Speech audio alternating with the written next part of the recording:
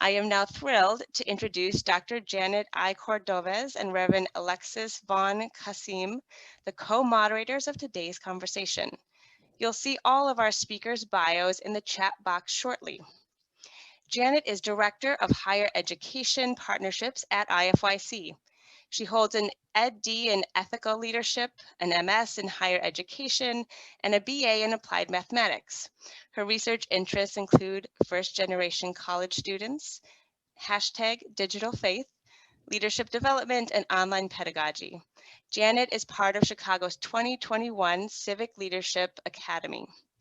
Reverend Alexis von Kassim is the pastor of Little River United Church of Christ in Annandale, Virginia. She attended Duke University as an undergraduate and received her Master of Divinity from the University of Chicago Divinity School. Alexis serves on the steering committee of the Congregation Action Network, a grassroots organization in DC dedicated to advocating for undocumented communities. Over the last year, their work has focused on anti-racism education within their base to advocate for better public policy. I am thrilled now to hand the virtual microphone over to you, Janett and Alexis. Thank you, Becca. So excited to be here. And welcome to everyone to our public conversation on immigrant faith communities as anti-racist allies. I have to start the conversation with acknowledging that this conversation in and of itself is no easy task. In the US in particular, our context, the pervasiveness of anti-Black racism and the persistence of white supremacy touch every aspect of American life, including our religious and spiritual communities. With Kamala Harris's candidacy, many started opening up these private conversations into the public forum about racism and specifically anti-Black racism. Concurrently, anti-racist work is growing from and within immigrant faith communities. And today, a few of us are opening up about it. As someone personally who sees themselves straddling multiple worlds as a native Spanish speaker, the first in my family to be born in the United States, with a dominant Cuban and native cultural lens, with a terminal degree in my field, growing up in fluid and changing socioeconomic realities, changing churches and places of worship, I have been code switching for quite some time. The conversations I have with close friends about white supremacy rearing its ugly head in academia and workplaces and places of worship sound and feel really different from my conversations with my pastor and my religious community. At least they did. Some of that is changing. For instance, conversations with friends about navigating and combating white supremacy, misogyny, and various isms. And yet within my religious community, it's more or was more about making the case, calling people in, educating about the stages of socialization, systemic racism, and taking personal responsibility for one's introspection and personal work. My church community is multicultural, intergenerational, active in the community, but it wasn't until George Floyd's murder, Black Lives Matter protest in the city of Chicago when things shut down that my religious community made a commitment to name racism, work towards dismantling it, and took steps toward being anti-racist and pursued liberation. For today's conversation, there will be no code switching. This is our sacred collective space, and we will be vulnerable. I will be vulnerable. There are risks. Risks which include further stigmatization of communities already targeted and misunderstood, a story or an example being taken out of context and weaponized to perpetuate divisiveness and hateful rhetoric. Us panelists, us friends, us scholars, us experts, us religious leaders being perceived as traitors within our religious or spiritual communities. On our part, there are risks, and we are taking them. On your part, you need to do a few things as well. Soften your heart, remain engaged, and learn with us. welcome into our public conversation. Today we embark on this conversation with Reverend Alexis von Kassim, Dr. Raja Bhattar, Reverend Sungyoung Choi Moro, and Iman Khalid Latif. Full bios will populate in the chat box, and you can get to know them there and throughout our conversation. Their bios are just too long to cover. They're doing such fabulous work.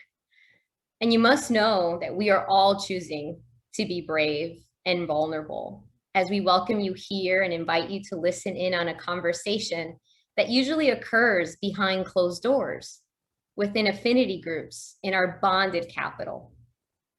Reverend Alexis, Dr. Raja, Reverend Sungyoung, and Iman Khalid, welcome. And thank you for being vulnerable with me and with all those listening in today. I am grateful for you and for the conversation that is about to unfold. Let us learn from one another and help each other prepare and strengthen ourselves individually so that we can collectively work to transform our society and world. Today's conversation is about anti-racist and anti-Black work occurring within our immigrant religious communities and the work that many of us are leading. To get to what we are doing today, I believe we need to take some time to look back, like the Sankofa, African word from the Akan tribe in Ghana, depicted as a mythical bird that flies forward while looking back with an egg, symbolizing the future in its mouth, to mean that we must recognize, know, reflect upon our past as it helps guide our steps to a future, a more productive future. And I believe this to be true. So to guide our time, this conversation, we will reflect on the past, move to the present, and envision the future. Thank you, Janet, and welcome again to all of our participants and everyone joining us virtually. I'd like to start our conversation by just getting to know our panelists a little bit better. I'd like to invite each of us to share a bit about ourselves and our own unique worldview through which we enter this conversation. I'd like us to think about how we've been socialized within our own immigrant and religious communities to make sense of the world and the cultural dynamics around us. So I'll begin. Again, my name is Alexis Kassim. I was born and raised in the DC area of the United States. I identify as a Black woman, and I identify as a pastor. I am a pastor of a Protestant Christian congregation that is predominantly white. So the code switching that Janet mentioned earlier has always been a part of my career and my life. As part of my pastorate, I'm involved with an organization called the Congregation Action Network, which stands in solidarity with undocumented communities. We were sort of born out of the Muslim ban and the executive orders that led to a lot of increased criminalization of immigrant communities in our area. So as part of that work, I work primarily with Latinx folks, not exclusively, but primarily. But in my own life, all of this work around immigration became very real to me when I married my spouse. My spouse is originally from Kenya, and when he came to the United States to live, we had some very interesting conversations about identity and Blackness and what that means from an immigrant context. So I'll share more about that as our conversation evolves. But for now, let me pass the virtual mic over to Raja, and if you could comment a little bit about your worldview and how you enter into this conversation. Wonderful. Thank you, Reverend Kassim. Greetings to everyone. Namaskaram. My name is Raja Bhattar. I use they, them pronouns, and I am currently on Tongva land in Los Angeles. I'm an immigrant. I moved to the US when I was 7. I was adopted, and I come from a deeply Hindu tradition and Dharmic tradition. My great uncle was the first to come to the US post 1965 to initiate Hindu temples in Pittsburgh and Flushing. And so really and that has led to many of my family members, extended wise, to be at most temples across the US. So really feeling connected to kind of the ritualistic understanding of Hinduism in the world, in the US. And at the same time, also feeling as a 1.5 gen kid and feeling lost in understanding some of the traditions and rituals and not being able to fully understand why we do things has really led to my own understanding of my own spirituality. And then coming out as a genderqueer and queer person of color didn't make anything easier. It just added to the complexity. And I think that's actually, I was on a panel yesterday and I said, I don't think I would have understood the power of my faith had it not been for my coming out experience. And I don't think I would have understood the strength of my faith, strength of my identity had it not been for my faith. And so I do feel like often I don't put the comma in between sexuality and spirituality because I think those are so interlaced together.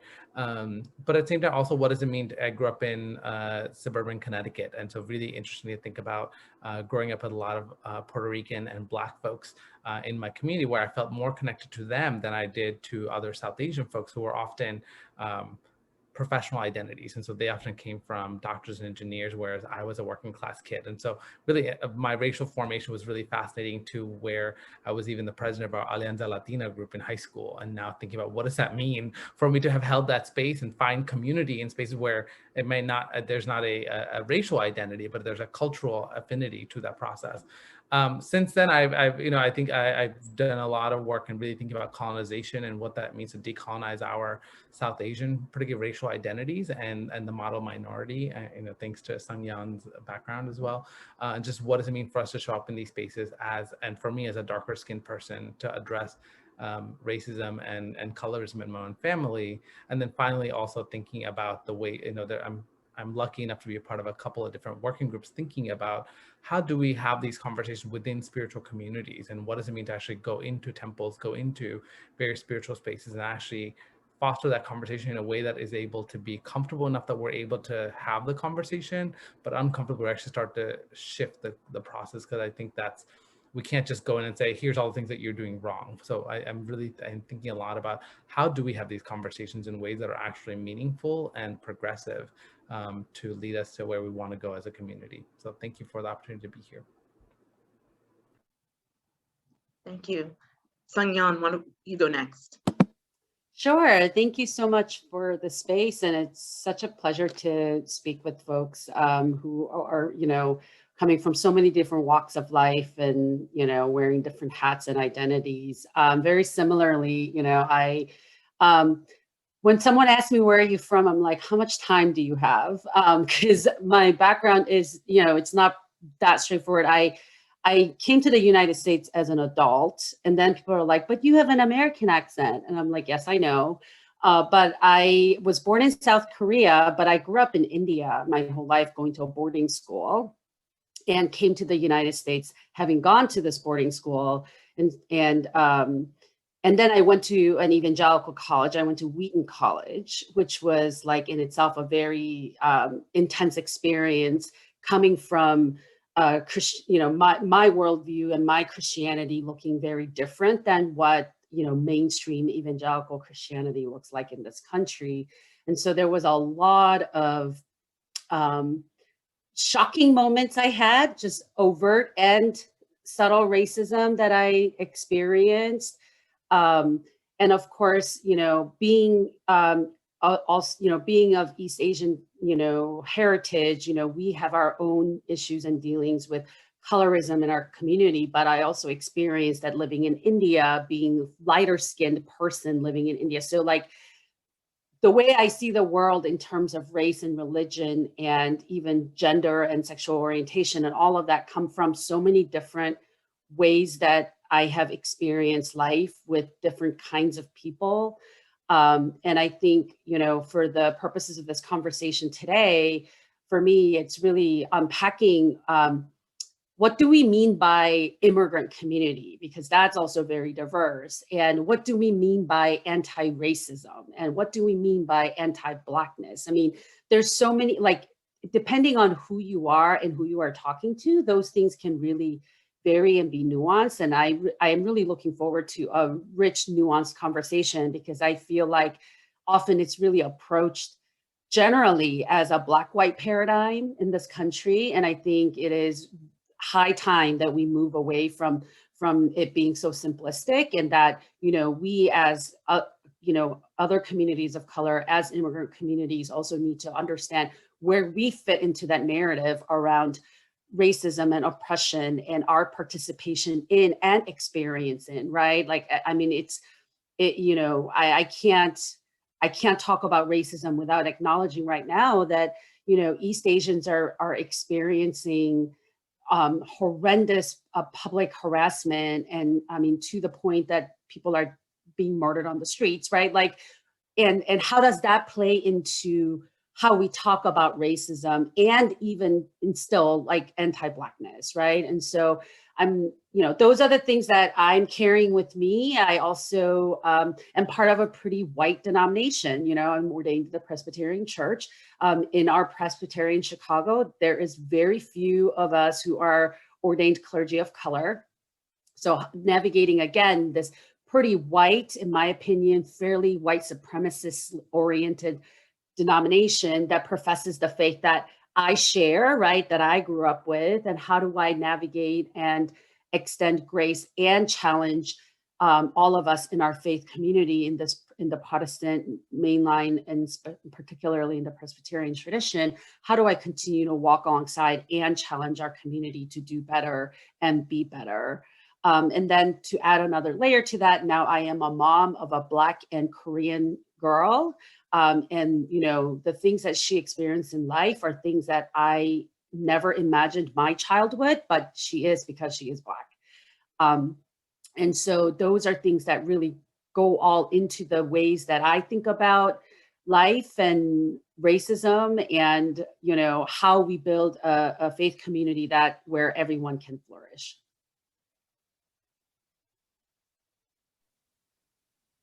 Thank you for that. Imam Khalid, would you share a few words about yourself? Sure. Well, thank you so much for having me. My name is Khalid Latif. I am the university chaplain at New York University. I also serve as the executive director of NYU's Islamic Center. And I think in my own socialization, being the child of immigrants, I was born in New Jersey, but immigrants who come from a Kashmiri background, Kashmir being an occupied land between India and Pakistan, and then having parents who experienced the realities of partition, where my family, my father's side was in India and had to relocate to Pakistan, and then live within the cross-generational experiences of colonization and a mindset that creates this idea that within your own culture, you get this sense that you don't really belong in your own land.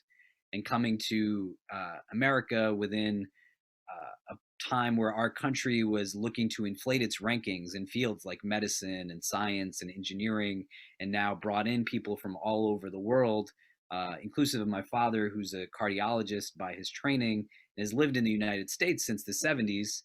I grew up as the youngest of 3 children in New Jersey. Most of my friends were not of my faith community, but I had friends that came mostly from a Filipino background that were Christian, African American that were Christian, friends that shared South Asian identity with me, but were mostly Hindu, many people who were also Jewish. And it wasn't until I got into my college years that I started to interact more with people of my faith.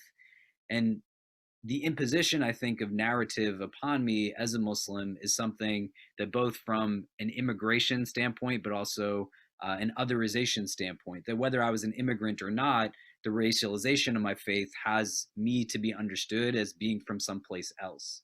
And as a product of supremacy, I have to always be compared to what is claimed as a primordial state of existence within whiteness. There's always an explanation for why I do what I do, and that where I come from is always not from where I actually am. And going into it, the constructed narratives of fear that leverage things like a 9/11 experience, that to me lay the basis for policies rooted in what culminates in a war on terror has its roots in really what anti-Blackness is built upon. You know, the process that goes from slavery to Jim Crow to mass incarceration is a very similar process that takes us from politicians and media crafting narrative that has us create both international and domestic policy that influences Muslim experience in a lot of different ways. And I say this to you as somebody who has met with President Obama when he was in office and his senior staff. I have done work with the State Department, shared stages with people like the Pope and the Dalai Lama. I've still had the FBI visit me in my house. And when they've come after a few times, I've said, "What do you really want from me?" And they say, "You're just too good to be true. Know that we're watching you." That the reality of being suspect before being understood as anything else is something that I could tell you in very deep detail, having been detained, profiled, and surveilled. I still couldn't tell you what it's like to be a Black person living in this country. And the realities that I face in terms of anti-Muslim sentiment and what's very pervasive to me is just symptomatic of a deeply entrenched anti-Blackness that's rooted in the country. The impact that it yields, though, I think from the standpoint of being a child of colonization, is that you don't know necessarily where you belong, but the internalized racisms and the core beliefs that it now creates within you is that you want your aspiration to be towards whiteness. And at the very least, you want to ensure that it's not ever going in the direction of Blackness. And so that model minority situation does not necessarily render consciousness, because you feed into these tropes that say, if you just work harder, then you might get it. But you're not recognizing where the ceilings are placed on others, and where through tokenization, the ceiling has been lifted for you a little bit, but not to the extent that it still gives you full access in the ways that those that come from privileged demographics are able to access. And to alert yourself to what real consciousness is necessitates saying, well, what are the ropes that are really holding me back in the first place? And how am I part of the process that's creating what it is that's happening to minorities, in specific those who self-identify in Black as being Black, for me to have even access to the privileges that have been given to me in these ways. In the work that I do, I serve a community at New York University that has about 3,000 Muslim students at it, but our Islamic Center also opens its events and programs to people who live and work in the surrounding area. And so we estimate we serve about 10,000 people, and that number grows every year. And within it, there's no shortage of experiences of people who are undocumented to people who are working in investment banking that will come and say, federal law enforcement came to see me today. You know, this is what's happening to my family members. I have my father who has been deported, years ago, that we still haven't been able to connect.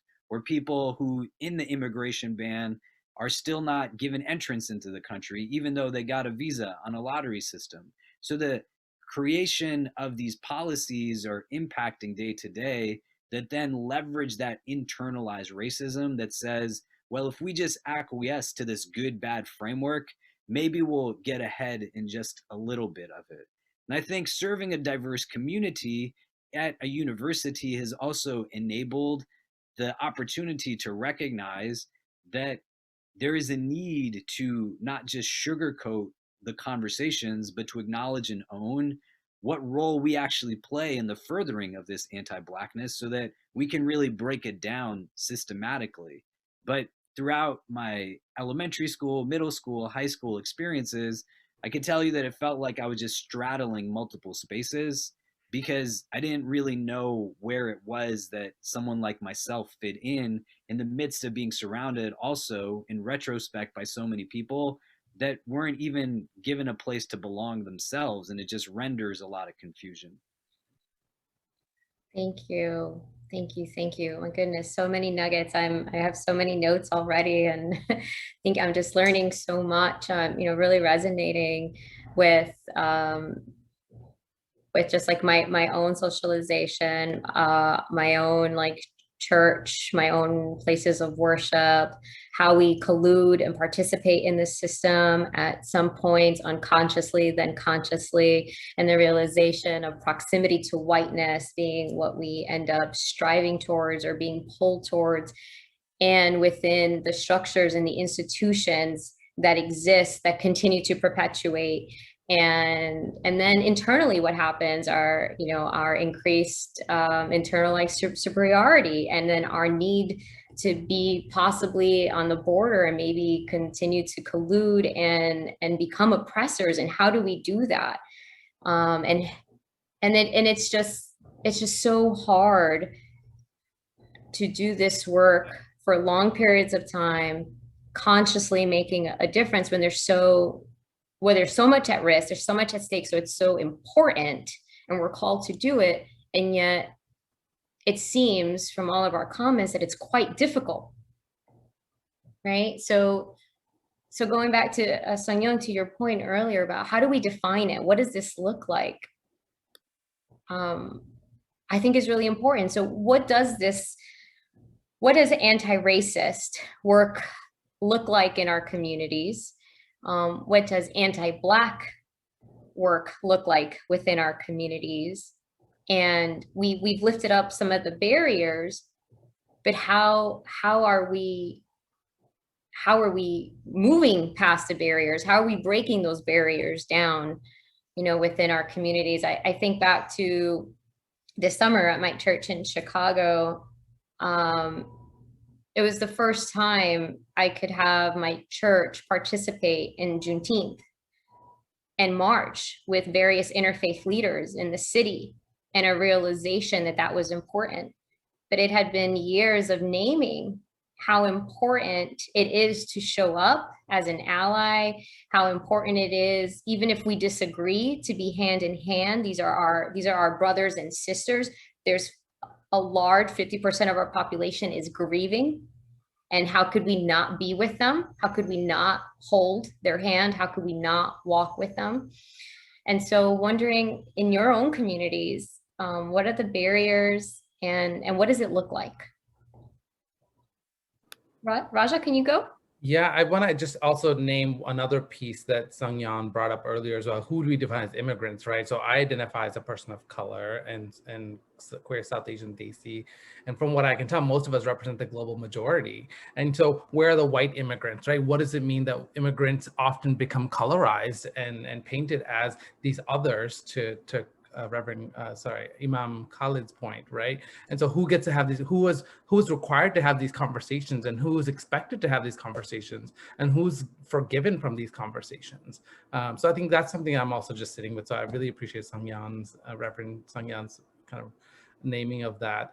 I do think, so I think to your point, I think a lot about, for me, I'm a 9/11 kid as well. I was a first year student in college when 9/11 happened in Boston, and recognizing that it required me to really do a lot of reflection, because I remember there was a little bit of fear about what would happen to me, but at the same time, I also was really quick when someone would say, "Oh, are you Muslim?" I'd say, "No, I'm not," and I had to really be like, "Wow, there was not even like a split second of process that I had internalized that Islamophobia that."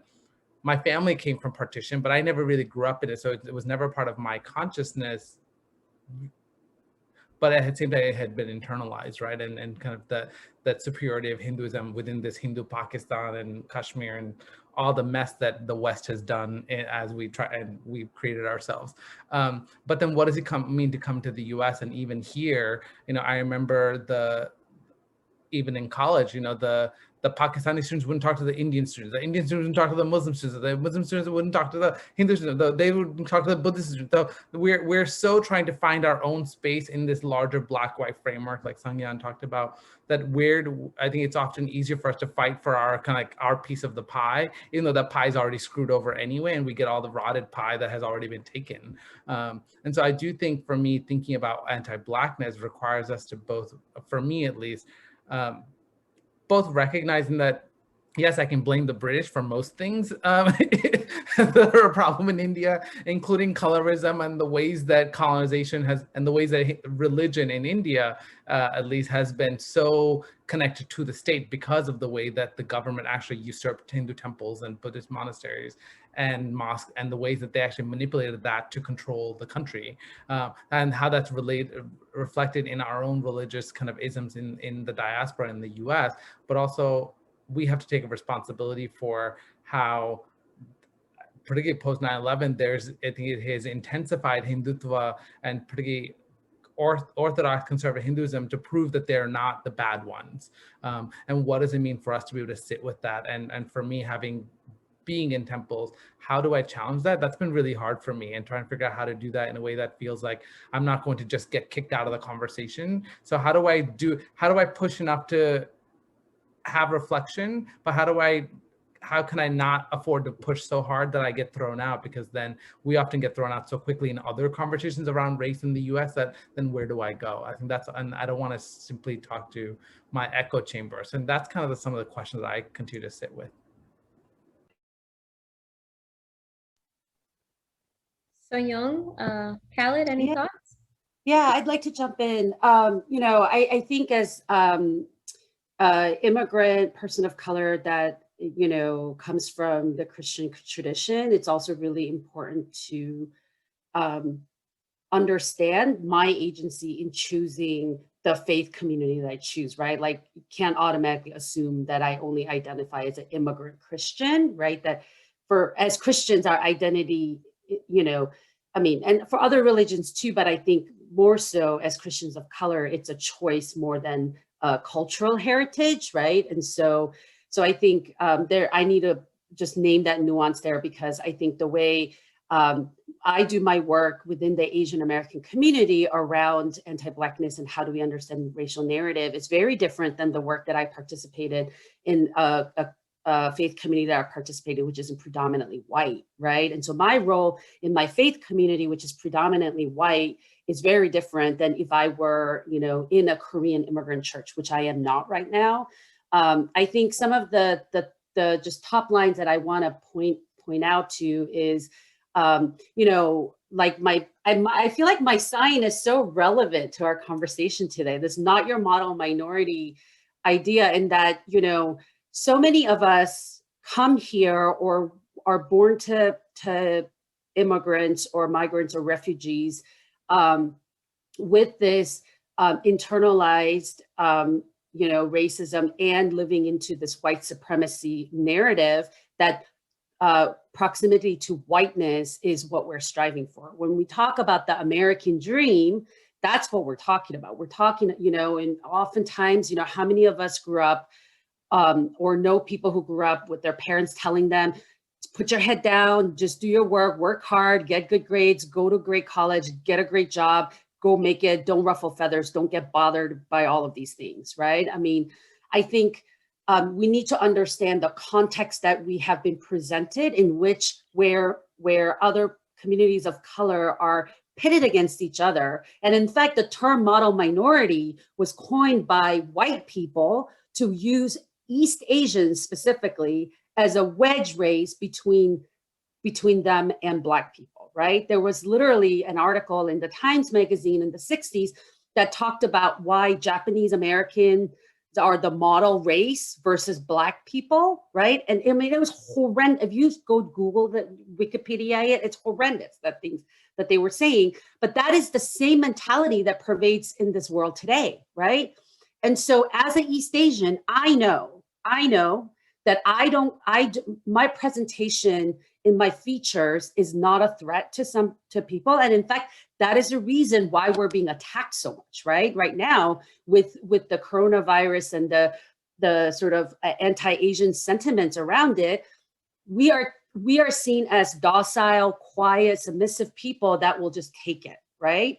And so many of us just play into that stereotype to get ahead, to say, and I've often been told, why don't you not say what you really think? Because that's not going to help you in life. I mean, I have had so many people give me advice that I am too opinionated and I'm too loud for an Asian woman, right? That's not going to serve me in this society, right? And so part of fighting the narrative isn't just about like teaching white people, you know, white supremacy is bad and how they participate in it, but I think it's to help our communities understand the root narrative of how we come into this picture in the first place. And so, in fact, you know, when George Floyd murder happened, and you know, there was this huge uprising because one of the police officers that were involved was an Asian American person, and you know, there was a lot of conversations in our community about like, you know, whose side are you on? I mean, it was just, and the riots that ensued after that, you know, 70% of Korean immigrant businesses in the city of Chicago are 70% of the Korean-owned businesses in predominantly Black communities were completely vandalized, right? So the narrative for us in this is pretty complicated and nuanced, and I felt like the approach was very much, you know, what about us? We were hurt too. You know, all the Asians come around and say, well, we're hurt too. My dad doesn't have a business anymore. And you don't want me to care about my dad's business. And you want me to go out there for Black people. Well, my people matter too. And all that, you know, there was all of that. And then there were people who come out of more privilege who are pretty much acting white, saying, we have more privilege than Black people. So we always have to stand for Black people. And we always have to be, you know, in allyship with Black people. And so actually it was in that conversation, I had written an op-ed about actually how Asian Americans actually need to show up in solidarity and not as allies, right? Like we have to see this work of fighting white supremacy and anti-Blackness as how it affects our lives as well, right? When we understand the narrative of how racism and white supremacy impacts our lives, then we're able to see the humanity of other people. As Khalid said, I'm never gonna know what it's like to be a Black man in this country, but I know what it's like to be a non-white person in this country. And how do we lean into our activism work with a spirit of generosity, right? And this is, to me, the biggest challenge for us in the Asian American community, because we've always been told, especially in the East Asian community, or, you know, the professional class, right? The lawyers, engineers, the doctors, that we are exceptional, right? It is so hard for us to rid ourselves of that, you know, higher ceiling that white people have put on us to say, this isn't enough. And in fact, we're going to fight with everybody else so that there is no more ceiling, right? And so that's the work that we have to do in terms of, in our particular context around anti-Blackness. And I think it gets complicated, especially in the Christian community, you know, Asian Christian communities, because you overlay sort of our political experience with majority of us, our theology is very colonized theology, right? Like Korea, you know, white missionaries brought Christianity to Korea. You know, most Indian Christians I know, I mean, very few, you know, kind of come out of like the St. Thomas, you know, very indigenous Christian culture. Most of them have also been, you know, because of, you know, as Raja said, yes, I think it's fair to blame 99% of your problems on the British. And you know, many people of color, our Christian identity or our theology has been shaped by white people. And so a bulk of the work I did in seminary was really unlearning the things that people will make assumptions about, right? Like here I am spending 3 years of my life, you know, being educated to lead people in faith. And what am I reading 90% of the time? Dead white men material, right? Like it had no relevance to me.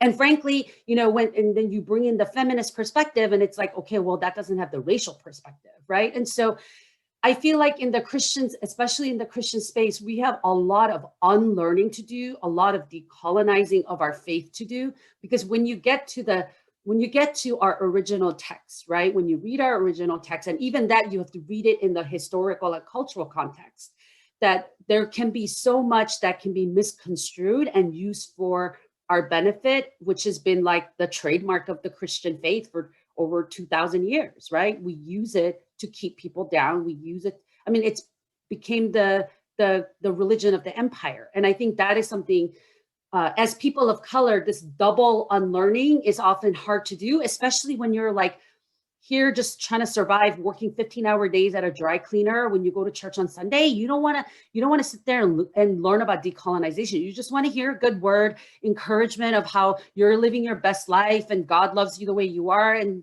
do another 15-hour day a day week and come back, right? So those are the barriers that we experience, particularly in the immigrant Christian space.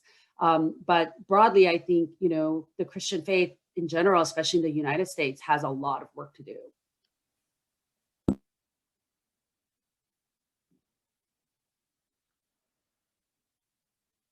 I want to sort of shift our conversation to touch on a theme that a lot of you, all of you actually, have mentioned thus far, which is responsibility.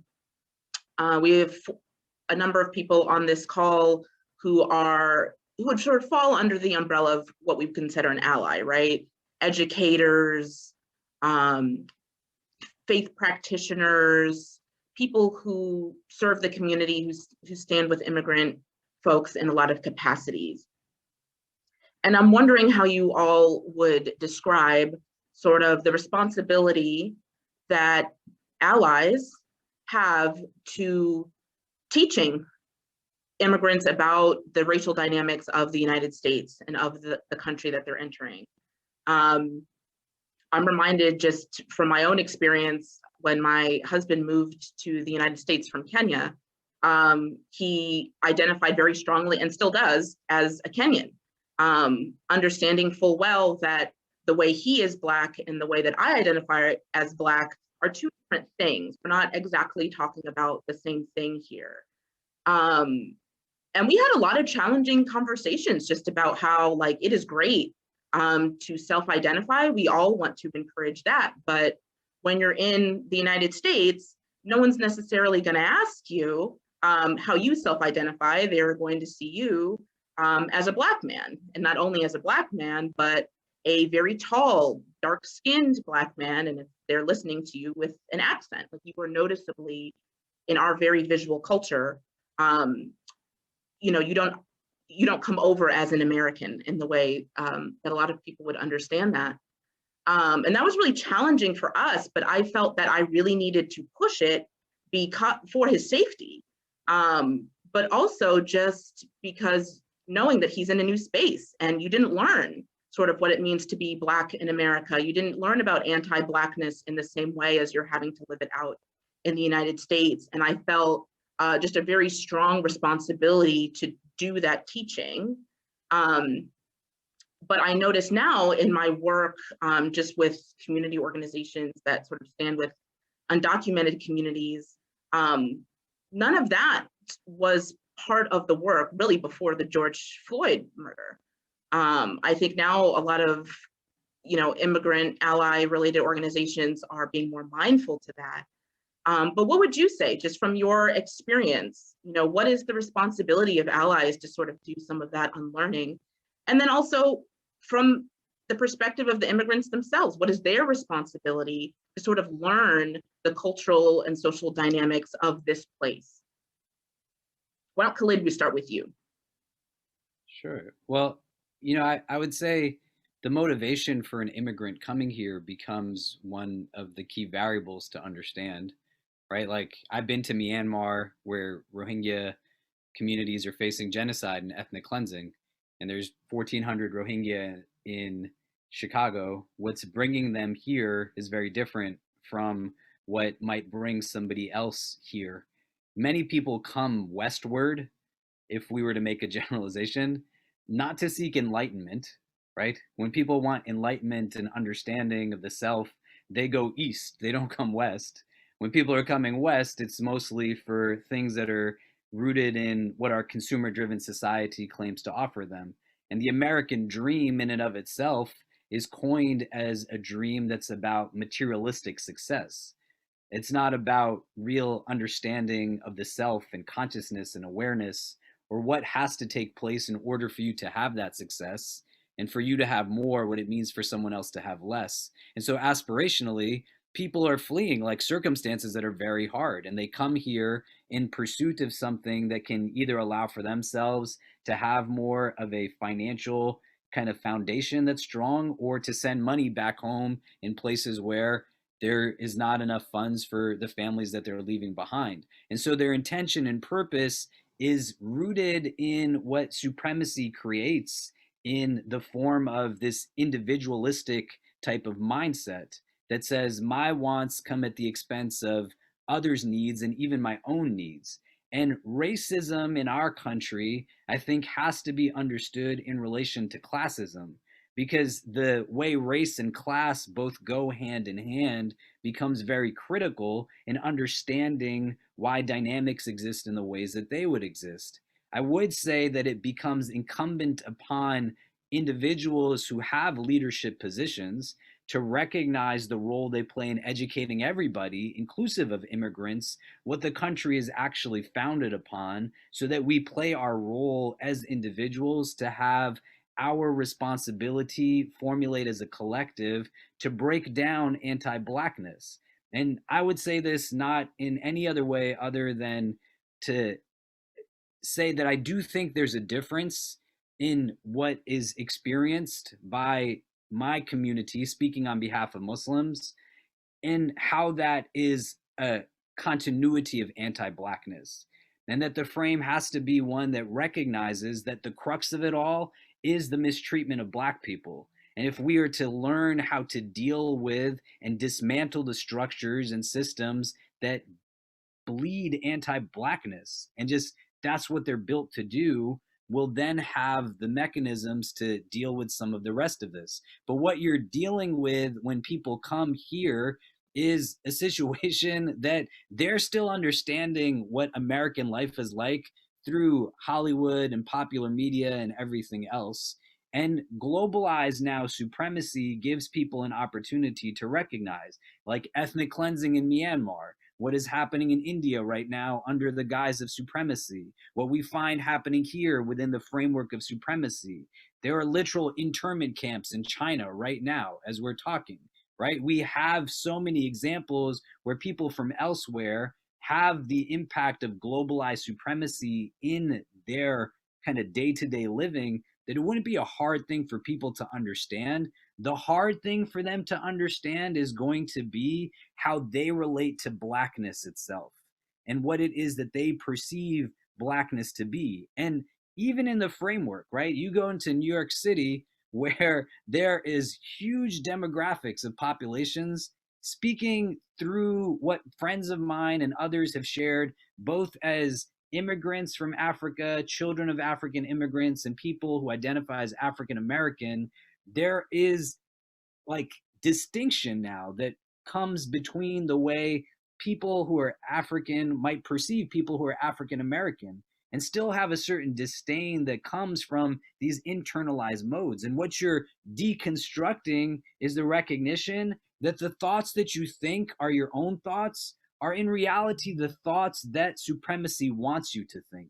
And it wants you to believe that you're thinking your own thoughts, when in reality, the thoughts that you think are the thoughts that they want you to think of the other, to the extent that you can share Black skin and still seek to separate yourself from somebody else who has the same skin color as you because of those internalized modes of racism. And it's a lot much worse than most of us actually perceive it to be.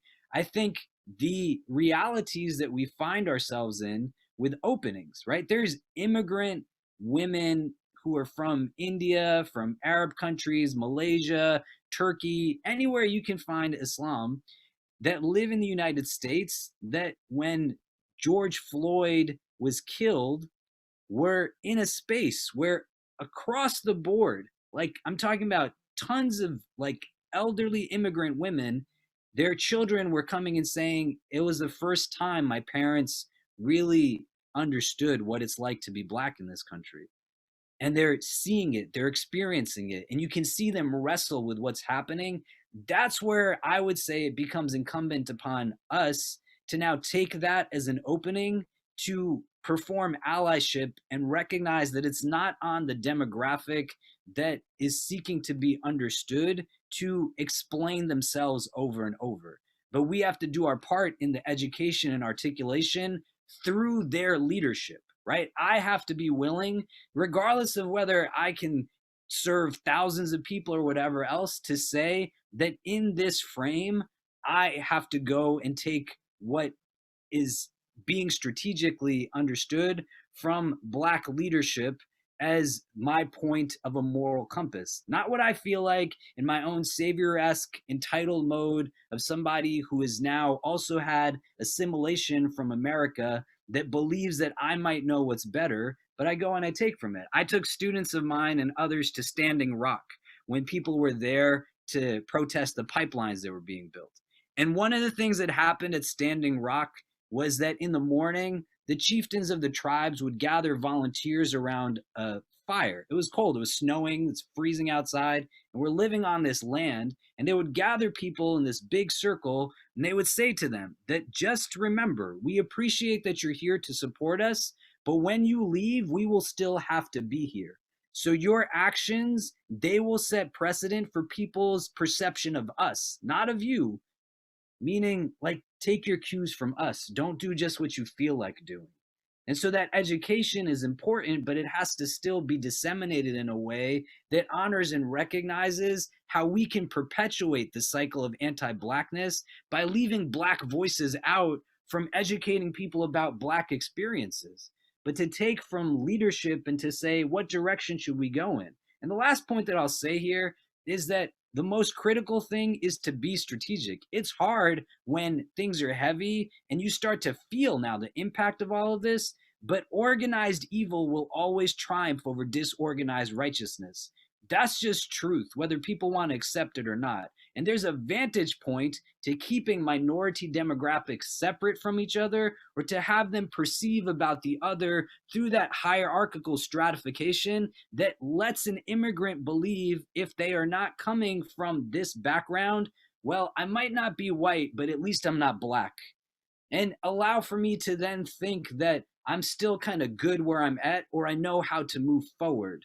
And it's going to then continue to perpetuate itself because its foundation is anti-Blackness. It's manifested in the way we've seen different minority groups be treated throughout the country's inception.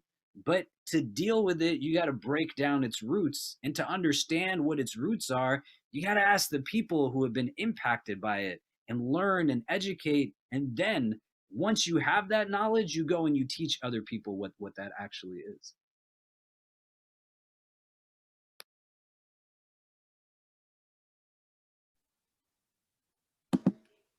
I'd like to jump in here for a minute and also say that I think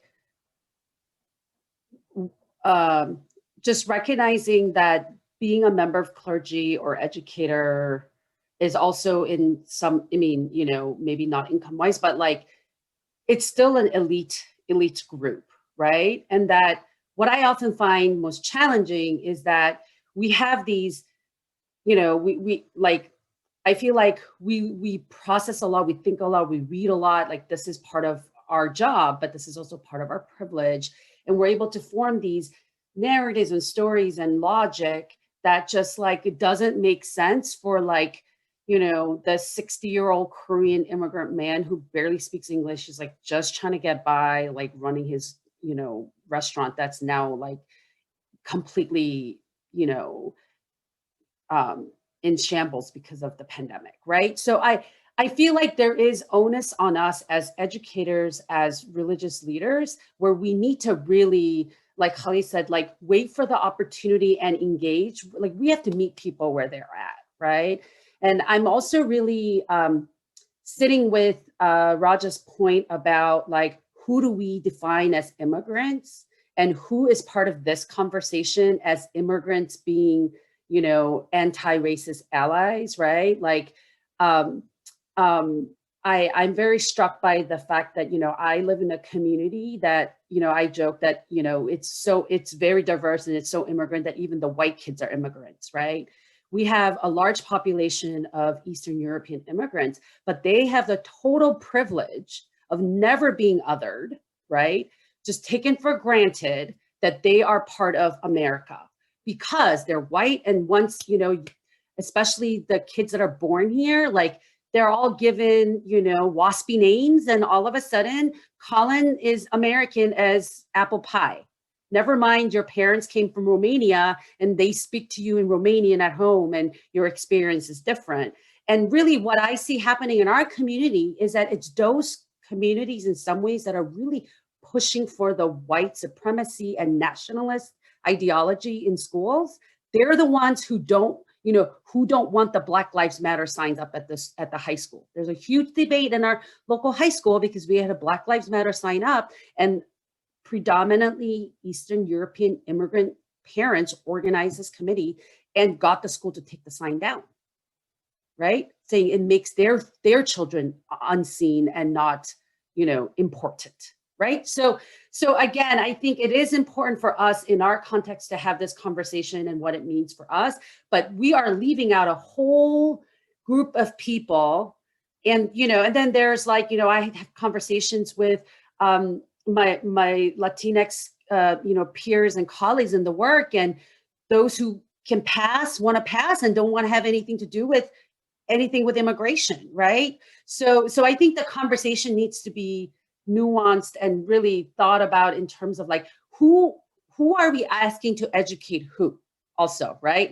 Yes, there is a role that we have to play in our context, but I do think that I want to bring that circle back to that conversation about when we talk about immigrants, let's not just think about those of us who look brown, right? Let's really think about what we mean by immigrant religious communities, because there's a wide range out there, and I think they're the ones that I actually think are, our community folks, not having them understand anti-Blackness is a problem, but I think it's the white immigrants who then pick up the white supremacist mentality and push for that. That's actually much more dangerous, right? Because they are then perpetuating and sort of living into the white supremacist and nationalist mentalities that we're working so hard to fight. I'll just add a couple of points to both what you have said. I mean, the other piece for me, I think my responsibility is both a self-education and an awareness process, but then also a community education of our history. I think history is so important, and so much of the history in the ways that our communities learn about race in the US is through media. I mean, I remember I started shaving my head probably 15 years ago, and the first time I went to India, they were like, Obama, Obama. And I was like, what the hell is going on here? And even my family members still joke like that, right? And so there's this really interesting racialization that happens with skin color. But then in the US, even just to think about what was it like in the early 1900s for Bhagat Singh to argue with the Supreme Court that he was white to gain citizenship, right? Because of the anti-Asian immigration laws that existed. And then what does it mean that even in the 1960s when immigration laws were passed, that only professional identities of East Asian folks and South Asian folks were allowed to enter and were given visa, which then has cultivated this idea of this model minority through really intentional selection by white upper middle class politicians that have kind of created this culture to y'all's point, to actually reaffirm the model minority, but also the preferential identity of lightness and knowledge, which then also recreates this notion that Black folks are not educated, not smart, et cetera, right? And so what does that mean to then and ignore the entire history of colonization and slavery and enslavement on what has created this current moment in the world? And then the other piece for me is thinking about, in post 9/11, how many Hindu communities specifically have just forgotten that there's Islamophobia and anti-Blackness in our communities, and that it's almost we have enough to fight for ourselves, we don't have time for other people. And yet the fact that our own ability to survive and thrive in this country is based on the backs of these other people. And so I think to Sung Yeon's point earlier about the solidarity piece, it is both, it's not an all or nothing. It does not have to be, in order for me to support Black Lives Matter, does not mean I have to give up all my identities or struggles or deny my struggles. It's the both and. And I think it also requires us to have a conversation about what does it mean for us to sit with the messiness that there is a lot of anti-Blackness and anti-Asianness and anti-brownness, anti-immigrantness, in other communities as well. So it's not, we have to have these honest conversations, not just amongst ourselves, but also with the white immigrant, but also with Black folks, of like, what does it mean for us to, and how are we being impacted, and how are you being impacted? And what does it mean for us to actually think about the fact that in the next 20 years, most of us will be the majority in this country in terms of numbers at least. And so what are the ways that we can actually intentionally allow for us to not use this broader power of divide and conquer to actually hurt each other, but actually think about, and not even to hurt white people, right? It's to actually address whiteness and white supremacy, and differentiating that addressing a systemic issue is not a personal attack on someone. As we go to wrap up, I'm just like, I don't want to cut this conversation. We got so much more to go and so many questions, and we've complicated and we've nuanced, right? And we've leveled so many things that we can do, a part of our world, where we're situated, next steps, thinking through them. And I want to make sure that one thing isn't taken, is that you're not so overwhelmed that you do nothing, right? And so we all have a sphere of influence. We all have agency within our communities, and all of us here as panelists, IFYC is open and welcomes the continuation of this conversation, so that when you do something, it is intentional. It is with love, as Khalid has said, but I'll use in my own religious frame, Satan is out there constantly working against us. And I am called to love my neighbor, and I will continue to pursue that. So with that, Alexis? Yes, one of the things that we wanted to talk about that we didn't necessarily have time for today, and I say today because we might continue this conversation later, is just how we're pretty good as a culture at calling people out. But how do we call people in to this work and really sort of celebrate the progress that we are making? And I just want to leave us with a little story from my tradition. As a pastor, as I mentioned, of a predominantly white space, it is hard to have these conversations over and over again and to sort of create a sense of progress for all of us. But there's a family within my church, it's a mixed status family, Latinx family, and we encourage young people in our church to join us as we participate in actions and public demonstrations. So whenever I would go to ICE or something like that to demonstrate, I would invite these youth to come with me. And I noticed sort of over the months and years of doing this, each time we went, they would always ask to do a little bit more. You know, like first they just came and sort of stood there. Then they came and they had made a protest sign.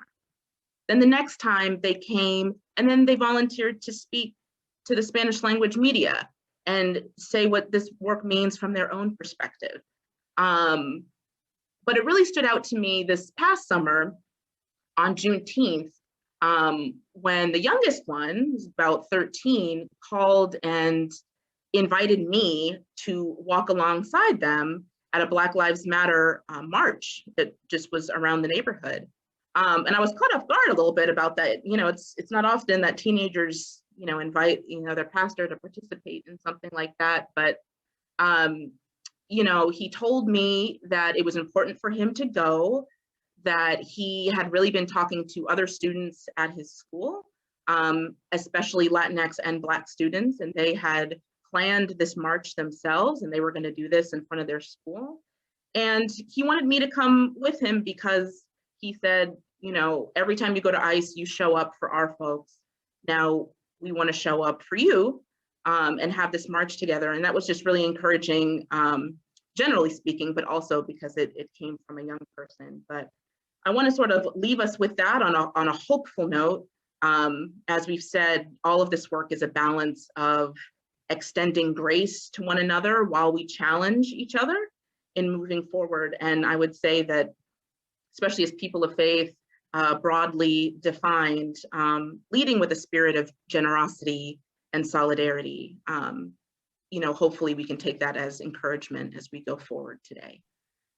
So just thank you all for being here. We've gotten some very positive feedback from the chat. You all have just been a blessing to all of us and have encouraged our thinking so much today.